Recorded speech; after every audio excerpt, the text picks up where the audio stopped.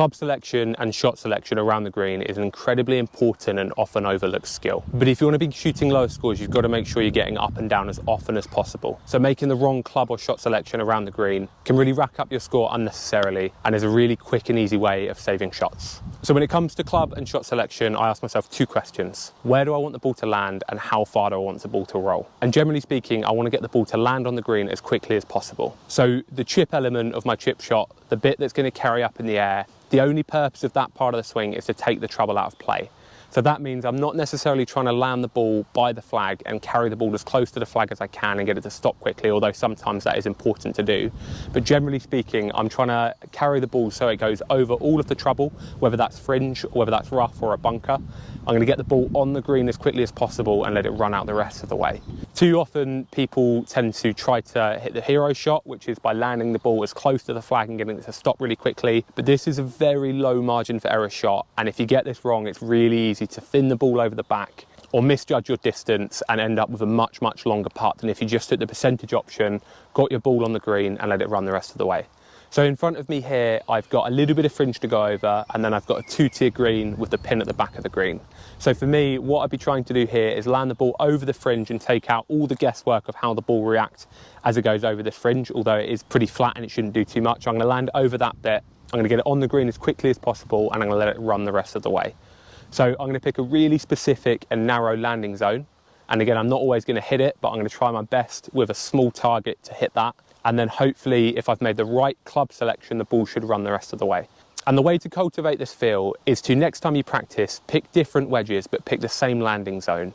And what you're going to find here is if you're landing the ball in the same place with different wedges, you're going to see how much each one reacts and how much each one runs out when it hits the green. And you can try and take that information on the course next time you play. So for me, I've got about 30 foot of run down a slope after this ball hits the green, and I've got about 10 yards of carry. So for me, that's going to be a 50-degree wedge, but that will vary for different people. Some people will loft these a little bit lower with the same wedge because of release. Some people will loft them a little bit higher, but I know for me, if I can land a 50-degree on that top tier, it should run the rest of the way, but you won't know that until you've practiced that on the chipping green before you play. If in front of me here, it wasn't green, but it was a bunker, and I didn't have this top tier to land the ball on, I wouldn't be able to use this shot because it wouldn't make the carry to get the ball over the bunker, and if it did, because it's lower lofted, it's going to run on too far. So I would be forced to either use a 58-degree wedge, so something with a lot more loft, and I'd probably also be forced to open the club face up a little bit.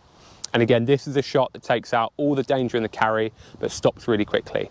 I'll play that shot if I have to, but if I don't have to, it's not as easy to pull off as if I just make a really nice, smooth chipping action with a lower lofted wedge. Generally speaking, people will chip with a wedge that's maybe got a little bit too much loft on, and they're going to see the ball stop too quickly, and it's going to be really hard to control their distance. But I know for a fact, if I chip with a 50-degree wedge here, I can get it fairly wrong, and because it's low and running and it's going to hit that tier, it's going to end up somewhere on the right tier unless I really muck it up. So I'm giving myself a much wider margin for error. So two things to take away into your practice. Make sure when you're looking at a green, you're looking at where you want the ball to land and then how far you need the ball to roll out, and you're trying to make a club selection and a shot selection that is suitable for that. And practice this on the chipping area by picking the same landing zone with different clubs and watch how the ball rolls out differently with different lofts, and this will cultivate feel, and it will give you an idea of when you're on the course how the ball is going to react when it hits the green with different club selection. And this is a really quick way of developing good feel, getting your ball a little bit closer to the pin and giving yourself a chance for up and down more often.